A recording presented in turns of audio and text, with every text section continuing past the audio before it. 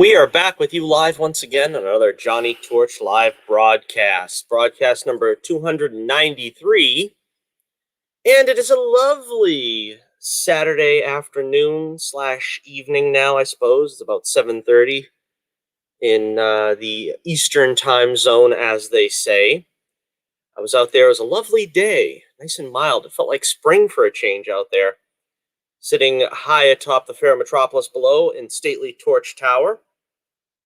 Welcome into the show. I've got the laptop up on a. Actually, I got it on a crate for a change because I notice I'm always bending over the laptop and having to. Yeah, I guess we all do it, but when you're a artist and you're working on the computer and you're coloring and you're drawing, I notice my neck. I don't want to get a deformed neck. You know what I mean? This is probably too much information. I'm trying to think about how I can elevate the laptop so I'm not constantly crouching over it. Yeah, if you have any thoughts or suggestions about that, that'd probably be something I'd like to mull over. What I can do to keep my neck from being constantly, and it just feels uncomfortable now that I'm like, I don't know what to do about this. But we will try it and see how it goes. Welcome into the show, the only way to spend your Saturday here with us on the Johnny Torch live broadcast. Yeah, so we're going to talk briefly about the goings-on that was happening. It's going to be another art stream. We're just going to do a little coloring. We're going to try to keep it brief because I've got dinner to attend to. My stomach won't allow much longer than a half-hour show, but we'll see what we can do. We'll see what we can get out of this show. Before we actually get to any art, I want to first, focus your attention on the links in the description below. We've got our Twitter page. And on Twitter today, I posed this question. And it probably sounds somewhat defeatist because it is. But I really haven't gotten any sales off of Twitter and YouTube. And I'd like to know why that is. And so I figured instead of, just fooling myself into saying, it must be just I don't have enough of a presence out there. I'm actually followed by quite a number of people in the industry. I'm not talking about, that like I'm one of the most highly sought after follows on Twitter. But, obviously with having a lot of followers now and I've been around for a while, I mean, my name, if not not a household name by any means, but I'm sure people have heard of Bullets Bourbon, Johnny Torch Comics. I've got enough people, like I said, following me that I think I'm known in the peripherally, or I'm known peripherally in the comics industry. Why am I not making as many sales? Is it because I don't do shows that often? I mean, I was on Peter Samedi's Open Mic Monday a few weeks ago. What is it that's keeping people from pulling the trigger and trying to try out one of the books? I've tried to keep the prices reasonable. I know it's difficult out there, especially for a new, something new. I mean, it's obviously a risk, I guess you want to say, if it's not something like, for instance, in cons, I do much better because people pick up the book, they take a look inside, they see what I'm trying to do.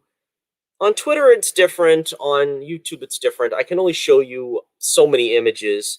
But at a con, somebody will come over, they'll flip through it, they'll see something they like. Not everyone is going to buy, but I'll do, pretty good. And the sales are there.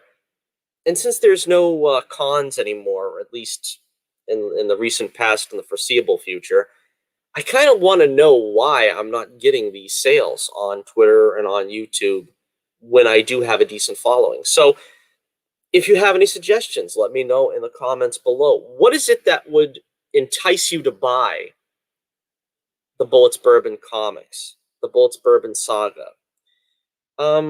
Is it because, like I said, I don't do enough promo on other people's streams?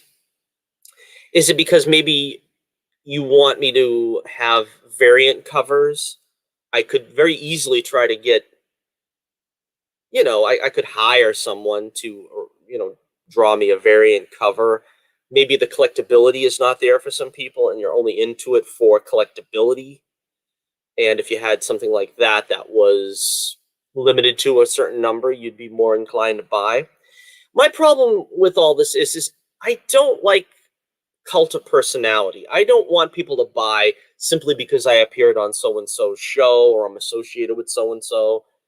I don't want people to buy because they're going to get something rare that they're just going to stuff in their drawer. I want people to be interested in the book. I want people to read the stories and be excited about the next issue and be excited about what happened and where we're going. And maybe that's too much to ask for the fledgling series, something that doesn't have a lot of dedicated readers. Now, I don't want to say this as I don't have any dedicated readers. I do. I have some dedicated readers. I have repeat buyers. You know, I have the fans that will come back for more.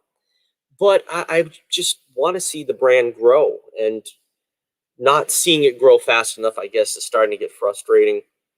It's always frustrating, I suppose. But at certain points, I sit back and, scratch my chin quizzically as I am right now. And I just want to ask, what would make the first-time reader interested?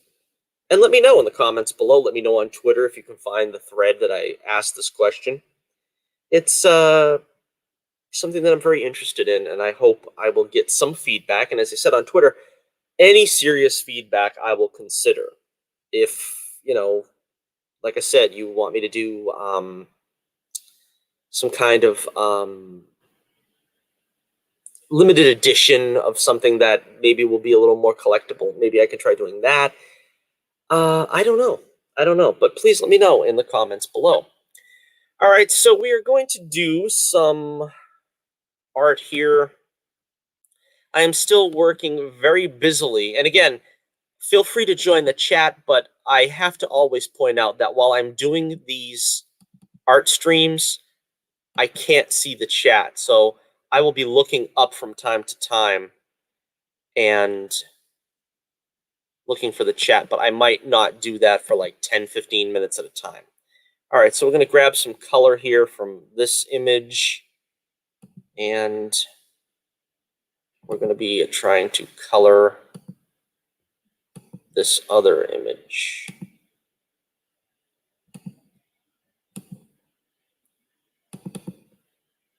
Okie doke. So this is the pool scene that we're doing for episode 8. Of course, I always got to make that mistake. All right, let me. I always have problems with sharing the screen. Let me take a look at this. Talk amongst yourselves while I'm doing this. I don't want to give away the whole panel, or even, I don't want to give away the whole page, but even the whole panel is something I would rather not show right now, but you can get a glimpse. I try to give you guys a glimpse of what's going on in the story. There's a pool scene. All right, I bring it back up. All right, the family jewels is the issue that leads into this. You can get that for only 5 buckaroos. Only $5. Takes it away, and you will thank me immensely for this purchase, because it is, in my humble opinion, one of the most exciting chapters in the Bullets Bourbon storyline. Just to talk about it briefly before we talk about what the topic is. Bullets is obsessed with finding Pencil Neck. He's evaded his grasp. Pencil Neck has. Carrot Top. Carrot Top has evaded his grasp for too long, and he is obsessed with bringing him to justice. Of course, Pencil Neck is our other great villain in the saga. I probably sound really loud. I'm going to try not to talk too loud because I'm really close, like I said, to the laptop, because I put it up on this this crate. And so Carrot Top has returned home because his plans have failed now twice.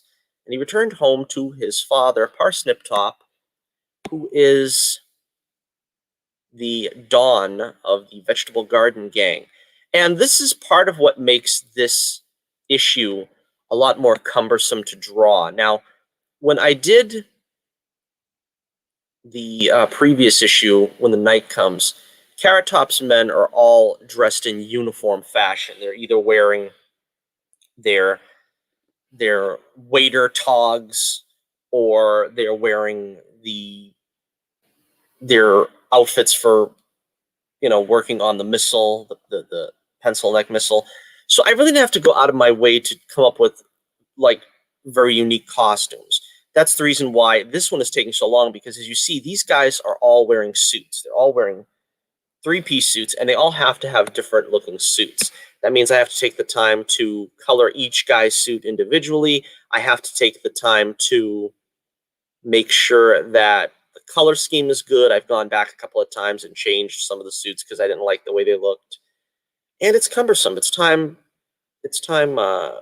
taken doing that. And then, of course, I also have the background of the speakeasy that they're in this episode, which is also very detailed. I'm doing some neon backgrounds, some neon lighting in the backgrounds, which is not evident here because I didn't get to that part yet, but we'll show that a little bit next time. All right, so while we're doing this, let's take a look at what's going on today. There's no real news to speak of, I don't think. I haven't watched WandaVision yet. I haven't watched the first episode of Falcon and the Winter Soldier, which has just dropped, I believe, yesterday. I am going to get on board with that now because, as I said before, I wasn't interested in picking up Disney Plus, another streaming service, for something that was probably only going to get me so far in enjoyment. I want something that's going to give me at least 3 or 4 shows before I pick it up. And now that there's not only WandaVision, but The Mandalorian has 2 seasons, and Falcon and Winter Soldier is coming up, there's some things there for me to sink my teeth into, so to speak. So I'm going to try and check out Disney Plus in the near future. Now, of course, it's not fashionable to do that now, I suppose, because of the firing of Gina Carano, which, of course, is very disappointing. But at a certain point, I am going to have to catch up and get on board with Disney Plus so I can see these shows.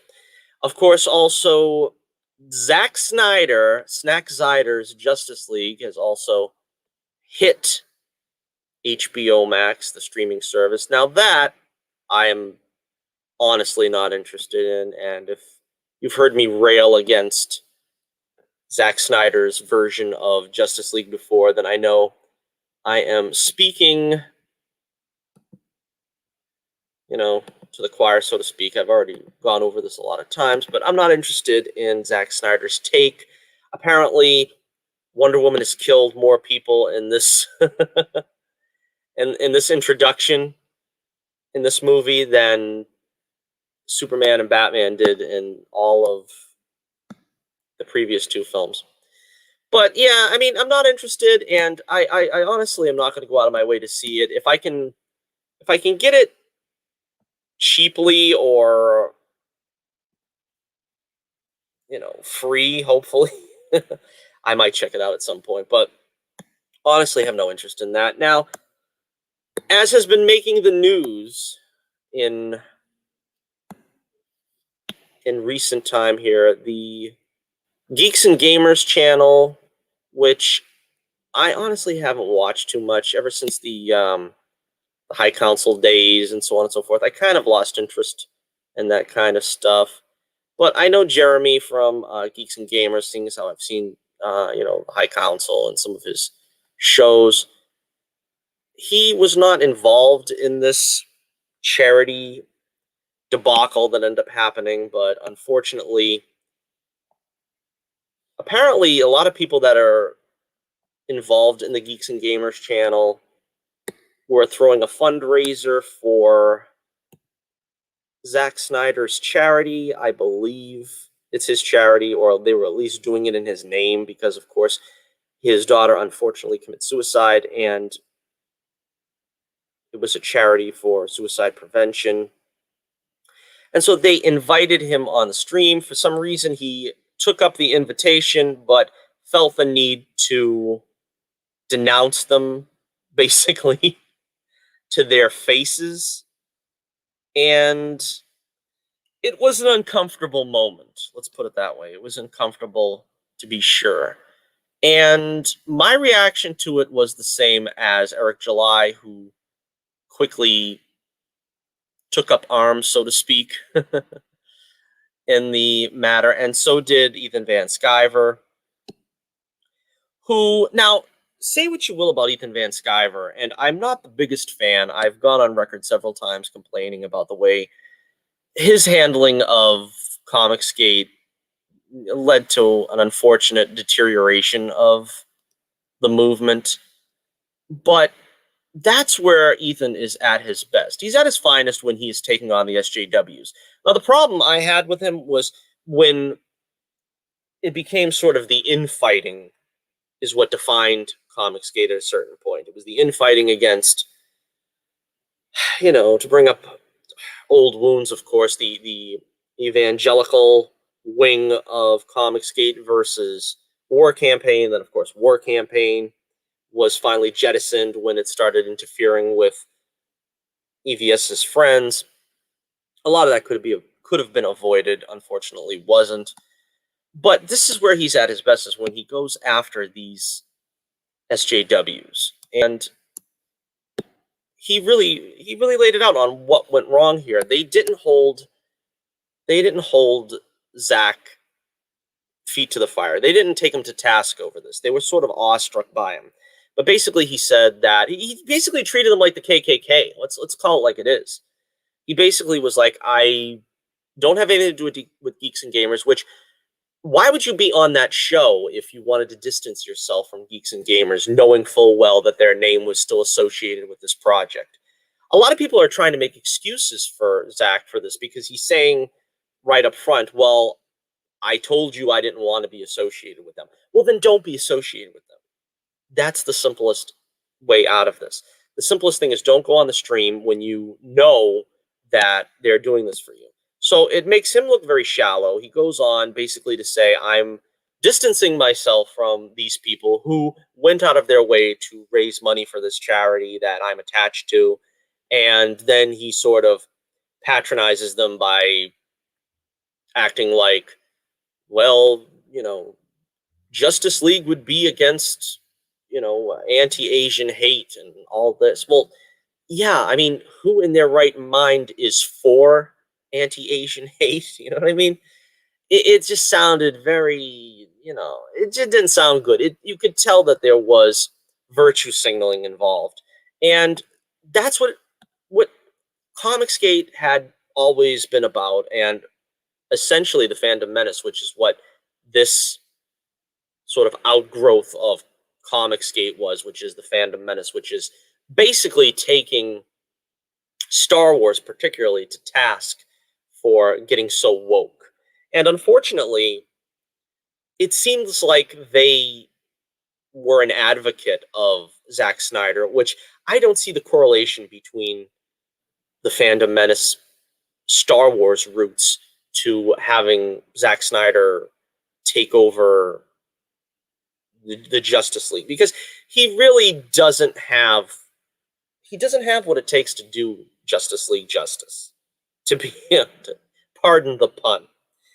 So, but obviously they took up for him and tried to help get him where he is to this day, where he's got to make his movie the way he wanted to.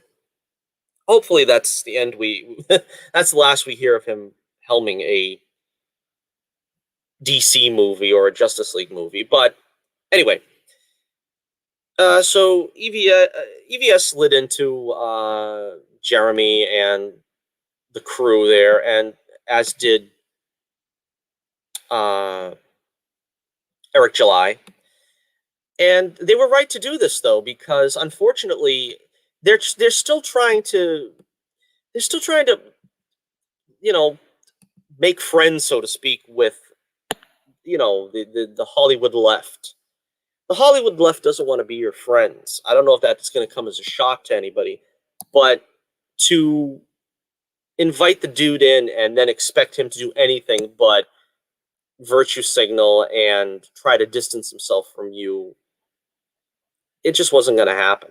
So, you know, I suppose it's a learning moment for these guys because it's like they thought, I guess, that he was just going to play fair, but unfortunately, we know better with these guys. I mean, he's still got to go to work, and a lot of people again are making excuses for him that he's still got to go to work in the morning, and he's got to deal with Warner Brothers, and he has to deal with AT&T and all this stuff. So he can't, he's covering his own behind, in other words. But that's still no excuse. I can't see why. If you want to associate with someone, they have to be upfront. They have to be embracing of you, because what you're doing is you're giving the SJWs ammunition now to say, see, Zack Snyder didn't want to have anything to do with you. Zack Snyder knows better. He knows that these people are a hate group and this and that and whatever. And whatever you want to think about the personalities involved or whatever, that's fine. But the people associated, the laymen associated with the Fandom Menace, associated with Comicsgate, they're not a hate movement. They're not there as white supremacists and whatever the liberal elite in the media want to paint them as. So, it just made no sense to open yourself up to that. And, we see the result of it. And, I think this reflects poorly on Snyder. I think he's going to lose quite a bit of fans. And unfortunately, Geeks and Gamers, I think they're going to lose a lot of fans too with this showing. But, it's just one of those things that I don't really want to come down on Jeremy too hard, because supposedly he was the one that told his crew to back off and not really respond unkindly. But, because he wasn't there. And it's just one of those moments where, it was unexpected and you really don't know how you're going to react. Now, in my case, I probably would have known what to expect because, like I said, I think it seems kind of naive on their part that they didn't know that this was going to happen. But again, see, that's just, you live and learn. And then also in the news, Ethan Van Sciver apparently almost lost his channel because of some, shall we say, rather unwise jokes that he made in the stream immediately after that big to-do. And of course, it's kind of ridiculous. I think a lot of people were trying to make more of that than it really was, but he was on the hot seat, so to speak. And, again, like I said, I mean, that's kind of what we're up against here. We're up against every single thing. You can't make a joke, even if it's a bad joke, even if it's a tasteless joke, you're going to be considered a threat, a danger, a this, a that. That's the kind of world we live in now. And there just should be more pushback against that kind of stupidity, so to speak. You know what I mean? It's like, I don't understand where people are coming from that didn't take that, what he said, as a joke. And I'm not going to repeat it here. So, maybe some other stream will end up having that information for you. But, it didn't go over well. As I said before, my feelings about it, I just wish that, I think that, you can call me weird, I hope that in some alternate universe, there is a Comicsgate that lived up to the ideals that we all had for Comicsgate. That, Ethan Van Sciver, that he joined forces with Preston Poulter, that, Doug and Mike and Edwin were still staunch representatives of the evangelical wing of Comicsgate. That John Della Rose didn't switch allegiances at the drop of a hat. I just wish that all that stuff wouldn't happen and that everybody would come together.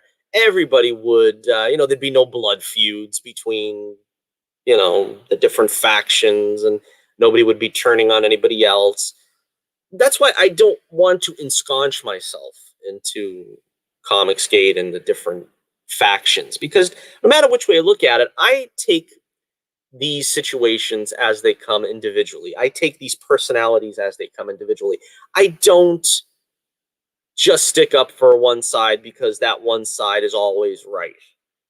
Now, if one side was always right, then maybe I would always stick up for them. But as I see it, it's just a bunch of egos that, unfortunately, most of the time that's their undoing. They just, they just don't want to get along. They'd rather have a blood feud. They'd rather have drama, and that's what pushes forward a lot of their a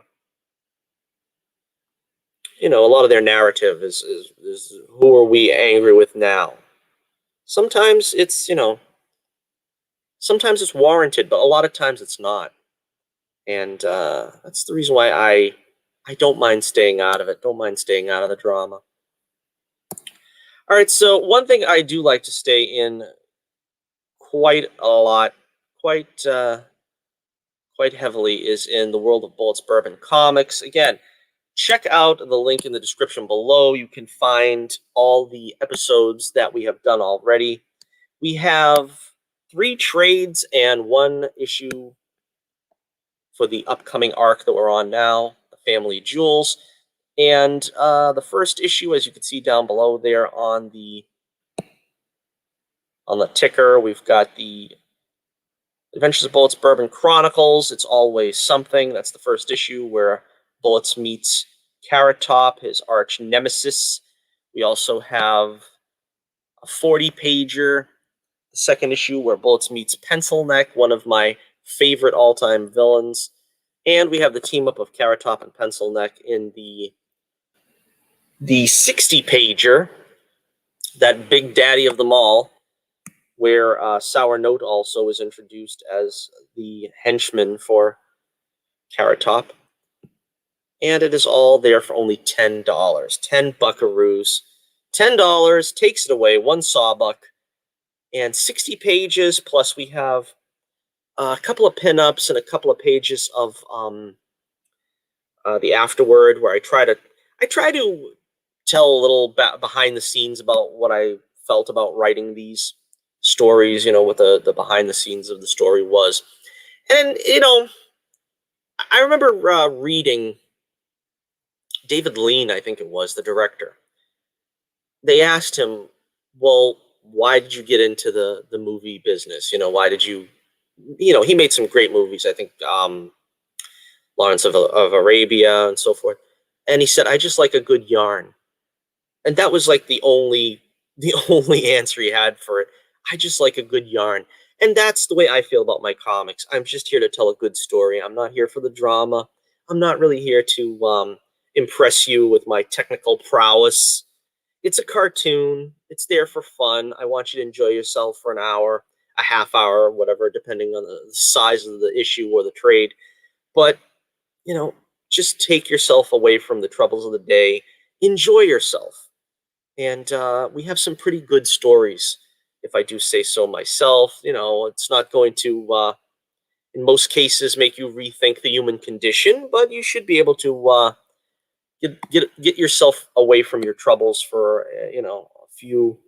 a few moments of the day, and that's all anyone could really ask for. And I try to give you the best deals I can. As I said, we're looking into some convention appearances. I don't have anything concrete to give you yet, but we are working on that as well. So hopefully I'll be back at it, be able to press the flesh, as it were, and return to the convention circuit. Okay, so it looks like we're coming up on a half hour. I was going to try to keep this one brief so that I can get dinner. So I want to thank everyone out there for watching. And like I said, check out the link in the description below if you want to catch up with me on Twitter. If you want to check out the Adventures of Bullets Bourbon Private Eye, the all-ages action-adventure extravaganza about a down-on-his-luck private eye who takes on the most colorful collection of villains imaginable in each and every action-packed issue. So until next we meet, this is Johnny Torch reminding you once again, Keep the flame burning brightly, and I'll be with you again real soon.